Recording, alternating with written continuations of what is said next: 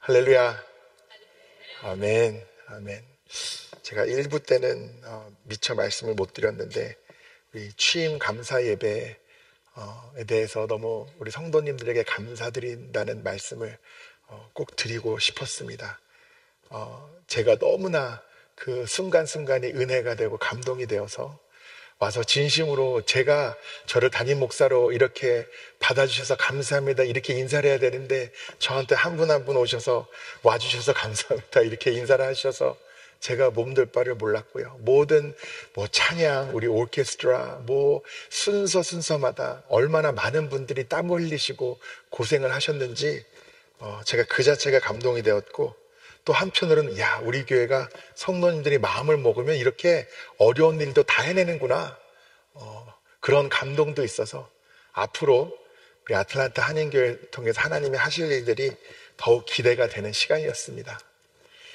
오늘 이 말씀은 이 종려주일 예수님께서 예루살렘에 입성하시는 그 상황을 우리에게 설명하고 마치 그림 그리듯이 보여주는 그런 말씀입니다. 저희 교회는 특별히 오늘 그런 순서가 없지만 사실 많은 교회들이 종려주일날은요, 특별히 실제로 종려나무가지를 구해가지고 또 어린이들이 와가지고 이렇게 종려가지를 흔들면서 이렇게 예배당을 한 바퀴 돌기도 하고, 어떤 경우에는 작은 나귀 인형을 또 누군가 타고 막 걸어 들어오면서 이 종려주일을 기념하기도 합니다. 이 종려주일이 왜 이렇게 의미가 있고 중요한 그런 날일까 하면은 예수님께서 예루살렘에 입성하시는 그 장면을 묘사하고 있기 때문이죠. 사실 우리가 보통 요즘은 종려나무 가지라고 하면은 이 정도 길이 되는 거 여러분 보셨을 거예요. 본 적 있으시죠? 실제로 이 당시에 종려나무 가지를 흔들었다고 하면은 큰 깃발같이 이렇게 큰 거였다고 합니다. 어린아이들은 들지 못할 정도. 그래서 왜 종려나무 가지를 막 흔들었냐? 이것은 승리하고 입성하는 군인들을 맞이할 때 하던 일이라는 거예요. 그러니까 예수님께서 이제 이 예루살렘에 들어오면서 비로소 본인이 감당하실 역할, 이제 왕이 되셔가지고 통치할 것에 대해서 사람들이 기대감이 있었던 거예요. 그뿐입니까? 옷도 다 벗어가지고 혹시 흙이라도 밟으실까봐 다 옷을 이렇게 길거리에 늘어뜨려 놨잖아요. 보통 우리가 영화를 보거나 아니면 예배당을 상상해봐도 이 거리가 좀 짧아 보이지만 실제로 예수님이 걸어갔던 거리는 꽤나 멀었다고 합니다. 근데 그 거리에 사람들이 다 겉옷을 벗어 던졌던 거예요. 이 겉옷이라는 게 물론 여러분이 입고 계신 오늘 주일날 교회 오셨을 때는 나름 좋은 옷 입고 오셨을 거 아니에요? 이것을 땅바닥에 벗어가지고 그것이 밟히면 여러분 어떠시겠어요? 속상하시겠죠. 근데 이 당시에는 사실 옷이 한 벌밖에 없는 사람들도 많았대요. 그러니까 이거 잘못 벗어서 이렇게 바닥에 펴놨다가 잘못 밟히고 찢어지고 해지면 어떻게 돼요? 이제 추운 거죠. 밤에 바람 숭숭 지나가고, 아니면 옷을 못 입고 다니고. 그러니까 여러분이 상상하는 것보다 이렇게 옷을 벗어서 길거리에 늘어뜨리는 것도 그렇고, 큰 종려나무 가지를 휘두르는 것도 그렇고, 사람들은 이 예수님을 굉장히 환대하고 환영하고 있었습니다. 근데 저는 무슨 생각이 들었냐면, 예수님은 어떤 마음이셨을까, 이런 생각이 많이 들었습니다. 이 사람들이 종려나무 가지를 휘두르고 겉옷을 벗어가지고 길거리에 늘어뜨리면서 자신을 맞이하고 있는데, 그 모습을 봤던 예수님의 마음은 어떠셨을까? 예수님은 지금 이 예루살렘에 입성하는데 뭐 하러 가시는 거예요? 뭐라고요? 죽으러. 지금 예수님은요, 사형수가 이 길을 걸어 들어가듯이 사실은 죽음의 길을 걸어가고 계신 거예요. 왜 어린아이들 주사 맞으러 가면은 애들 무서워하잖아요. 안 맞겠다 그러고 알았다고 맞겠다고 한 다음에 그럼 빨리 가자 그러면은 요만큼씩 걸어가요. 가기 싫어서, 주사 맞기 싫어가지고. 이게 누구 얘기하는 거냐면 제 얘기하는 거예요. 제가 어릴 때 그렇게 주사 맞는 게 무서웠어요. 막 오줌 쌀 것 같이 막 떨리고. 그래가지고 안 갈 수는 없으니까 가겠다고 알았다고 가겠다고 한 다음에 종전걸음으로 조금씩 맞기 싫어서. 얼마나 무섭고 떨리면 그랬겠어요. 어린 아이들이 그런 건 자연스러운 거죠. 근데 예수님의 마음은 이제는 이 사람들은 지금 나를 환대해주고 있지만 여러분, 아무리 성대하게 화려하게 나를 환대해주고 있어도 이 길의 끝이 나의 죽음이라면 여러분, 그게 뭐 기쁘시겠어요? 아, 기분 좋다. 근데 오늘 또 말씀을 보면은 41절에 예수님께서 가까이 오사 성을 보시고 우시며 이렇게 기록이 되어 있습니다. 예수님께서 성경에 울었다고 기록된 데가 몇 군데가 없습니다. 근데 그 중에 오늘 말씀이 그 중에 하나예요. 예수님이 우셨다고 이렇게 기록되어 있습니다. 생각해보면 당연하죠. 지금 자기가 이제 죽음을 앞두고 한 걸음 걸을수록 죽음을 향해 다가가고 있는데 뭐 마음이 좋으셨겠어요? 왜냐하면 예수님은 하나님의 아들이시고 하나님이시지만 동시에 육신을 입고 오셨기 때문에 인간의 아픔, 고통, 배고픔, 피곤함 다 친히 느끼시고 경험하셨단 말입니다. 그러니까 죽음을 앞둔 육신으로서는 당연히 두렵고 싫으셨겠죠. 아유, 그러니까 우는 게 당연하지. 근데 자세히 읽어보면은 예수님이 우신 이유가 그 이유가 아니에요. 42절에 이르시되 너도 오늘 평화에 관한 일을 알았더라면 좋을 뻔하였거니와 지금 내 눈에 숨겨졌도다. 그러면서 43절, 44절에 뭐라고 그러냐면 결국은 이 예루살렘 성이 어떻게 될 거예요? 다 무너질 것을 예언하십니다. 실제로 예수님께 예언하시고 43년 후에 로마 군인들에 의해서 이 예루살렘 성이 멸망당하고 다 무너지고 서쪽 벽 하나만 남았어요. 왜 그쪽 서쪽 벽을 남겼느냐? 우리가 이렇게 강한 군사를 갖고 멸망시켰다는 것을 기억에 남기기 위해서 그 벽 하나만 남겼다는 거예요. 그 벽이 지금 여러분이 아시는 통곡의 벽이에요. 성지순례 가면은 한 번은 꼭 가서 보고 오는 그 벽. 지금도 유대인들이 거기에 서서 기도하면서 눈물 흘리는 통곡의 벽이 바로 그 벽입니다.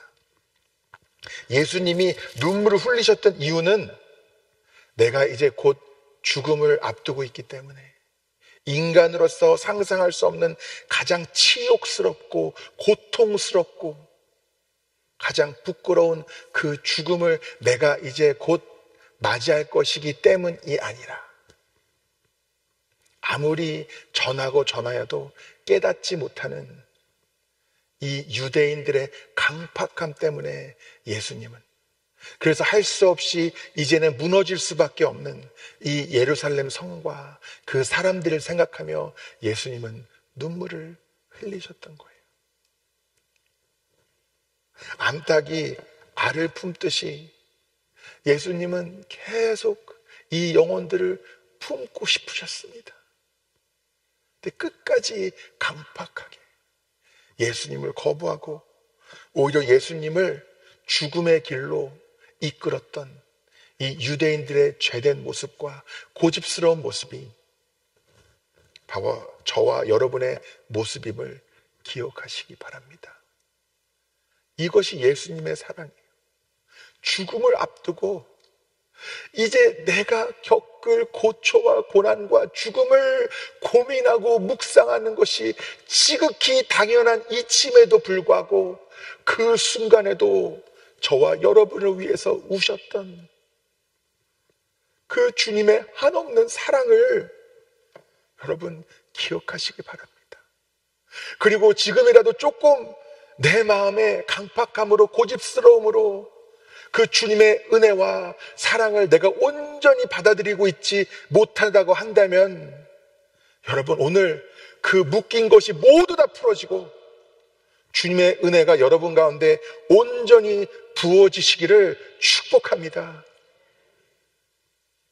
죽음을 앞둔 순간에도 우리를 위해서 눈물 흘리셨던 그 주님, 그 주님께서 왜 또 하필이면 나귀를 타고 들어가셨을까? 사실 그런 고민도 제가 꽤 많이 했습니다.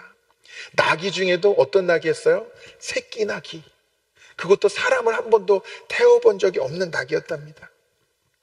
많은 이들은 구약의 스가랴 9장 9절 말씀을 인용하면서 구약에 기록되었던 말씀이 성취가 된 거다, 이렇게 이야기를 합니다.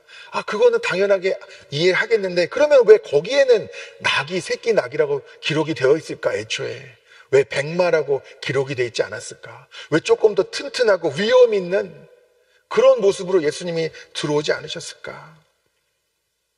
일단 이 나귀는요, 전시에는 이 말이 좋지만 평상시에는 나귀만한 동물이 없답니다. 덩치에 비해서 정말 무거운 짐들을 잘 들고요, 실제로 비슷한 종의 동물들 중에 가장 지능이 높은 게 이 나귀랍니다. 근데 이 나귀를 타고 예수님께서 가시는데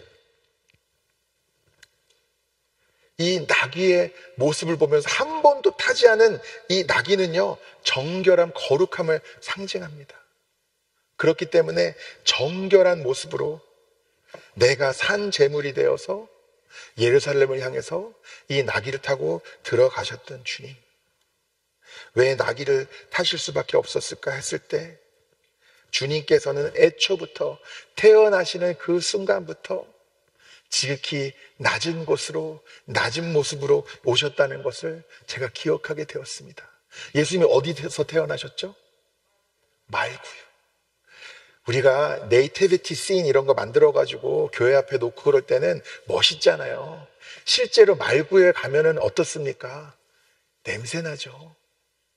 사람도 여러분 거기서 자라고 그러면 주무시겠어요? 거기서? 힘들잖아요.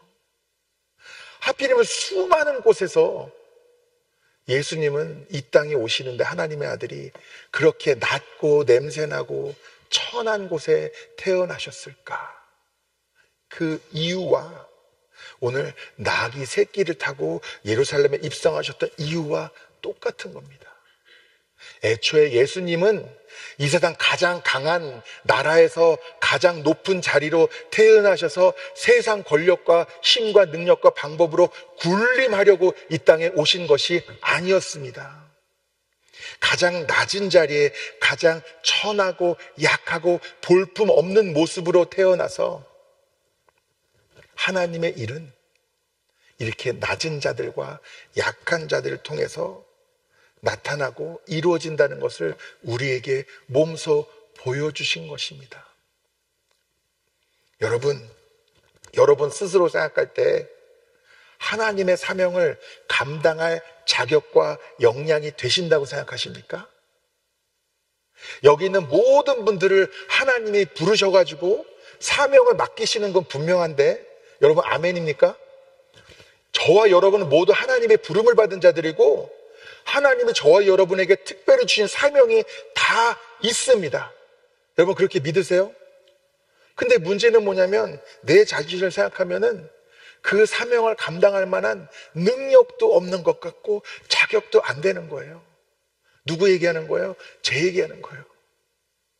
저는요 목회를 한 20년 정도 했습니다. 지금 하면 할수록 경험이 쌓이고 지식이 쌓여가지고 자신감 넘치면서 해야 되는데 하면 할수록 얼마나 내가 연약하고 부족한지, 정말 하루하루가 하나님이 함께하지 않으시면 도저히 내 능력으로 할 수 없구나, 이게 더 분명해질 뿐입니다. 저는 오늘도 내일도 단 한순간도 하나님이 친히 일하시는 그 손을 내려놓으시면 저는 아무것도 할 수 없습니다. 그렇게 생각하면 그래도 목사님 좀 자신감이 있으셔야지, 담임 목사님이 매일 그런 소리 하시면 돼요, 이런 생각하실지도 몰라요.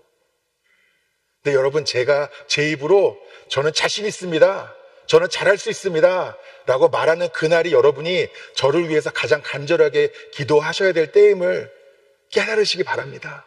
사람이요, 자신 능력, 자신의 경험, 자신의 지식을 갖고 자신감을 갖고 뭘 하기 시작하면 그때부터 꼬꾸라지는 거예요. 그래서 이 예루살렘 성이 멸망하고 무너질 수밖에 없었던 겁니다. 하나님을 믿고 하나님만 의지하고 겸손히 나아가는 그 믿음은 다 사라지고 자신들이 갖고 있던 건물과 재산과 능력과 인간적인 권위만을 사모하고 바라보던 그들의 지극히 인간적인 모습 때문에 예수님께서 눈물을 흘리시며 결국은 그 성이 다 무너질 수밖에 없었던 거예요.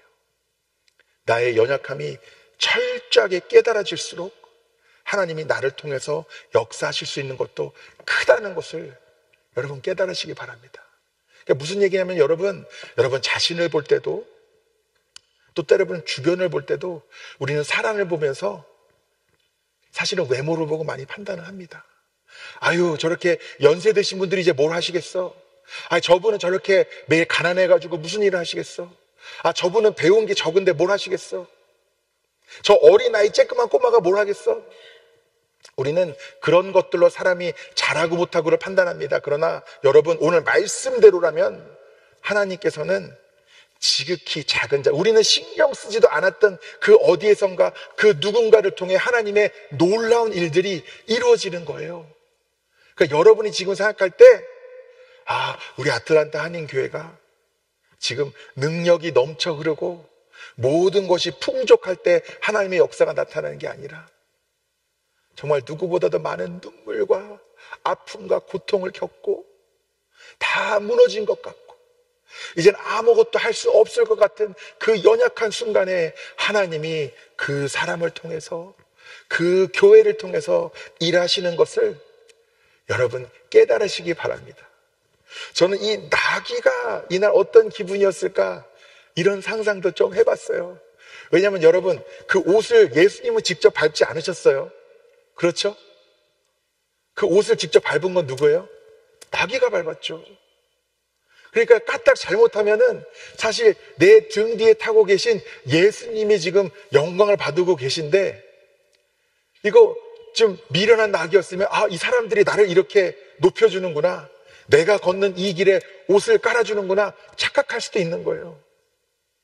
저와 여러분도 그런 어리석고 미련한 착각에 빠질 수 있는 거예요. 언제든지 저를 통해서건 여러분을 통해서건 하나님의 놀라운 일들이 나타나면은 그 영광을 받으실 분은 우리 주님 한 분뿐임을 여러분 반드시 기억하시기 바랍니다. 그 마음을 잃지 않으면 우리의 성도 무너지지 않는 거예요. 그런데 우리는 성공하면 할수록, 커지면 커질수록 자꾸 하나님을 의지하고 하나님 앞에 고개 숙이는 것이 뻣뻣해지고 마치 내가 무엇이라도 된 양, 내가 무엇이라도 이룬 양 고개를 바짝 세우고 사람들 앞에 큰 소리 치는 거예요.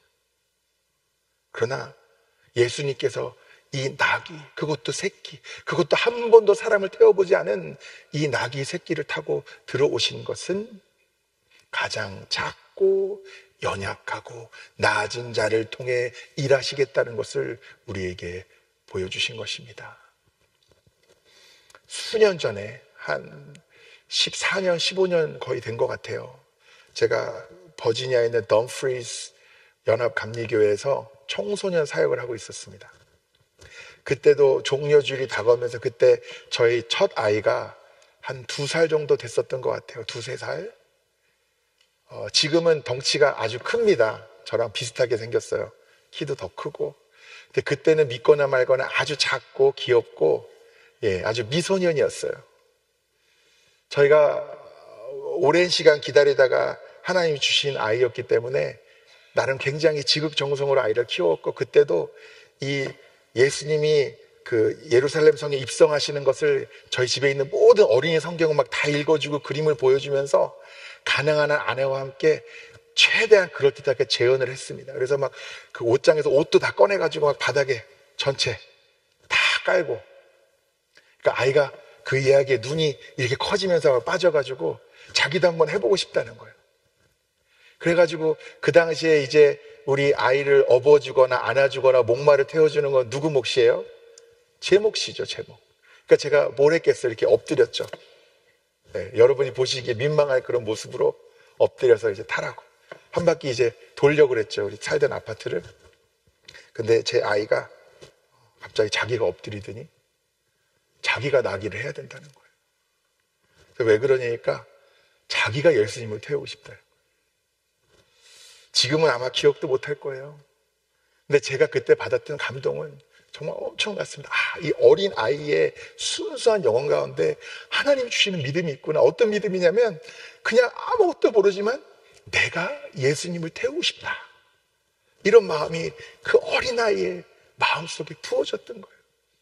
그러면서 내가 목사이고 이렇게 설교를 준비하면서 내가 왜 그런 생각을 못했을까? 그러면서 저도 독일한 마음을 주 앞에 고백했습니다. 주님, 저도 인간적인 기준으로는 가장 작고 약하고 부족하지만 저도 주님이 허락하신다면 주님을 등에 태우고 나아가는 나귀와 같이 쓰임받고 싶습니다 라고 고백했습니다.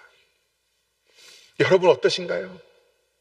여러분, 여러분의 실패와 연약함과 아픔 때문에 주님은 여러분을 통해서 일하기를 원하시는데 주님의 부르심에 대답하지 못하고 주저하고 계시지는 않습니까? 바로 저와 여러분이 이 어린 낙이 새끼이고 그런 저와 여러분을 통해서도 하나님의 놀라운 일들이 이루어지게 될 줄 믿습니다. 그렇기 때문에 저는 이 말씀을 이번 주에도 말씀을 준비하면서 묵상하는데 얼마나 은혜가 되는지 몰라요. 그러니까 제가 부족하면 부족할수록, 어리석으면 어리석을수록, 미련하면 미련할수록 괜찮은 거예요. 왜냐, 하나님은 그런 사람을 통해 일하신다고 하시니까. 너무 잘났으면은 그 잘난 것 때문에 쓰임 못 받을 텐데 저는 잘나지 않았으니까 얼마나 좋아요. 그냥 하나님이 쓰시기만 하면 되는 겁니다. 제가 하나님의 부르심에 전심으로 응답하기만 하면 되는 거예요. 여러분, 우리 아틀란타 한인교회가 그동안 얼마나 많은 아픔을 겪었습니까? 지금도 생각하면은 저한테 말씀하실 때 눈물 흘리시는 분들이 많아요. 너무나 속상했고 너무나 절망적이었다고. 그러나 우리의 그런 무너진 모습을 통해서도 오히려 하나님은 그런 사람, 그런 교회를 통해서 더 놀랍도록 역사하시게 될 줄 믿습니다. 여러분, 그렇게 믿으셔야 돼요.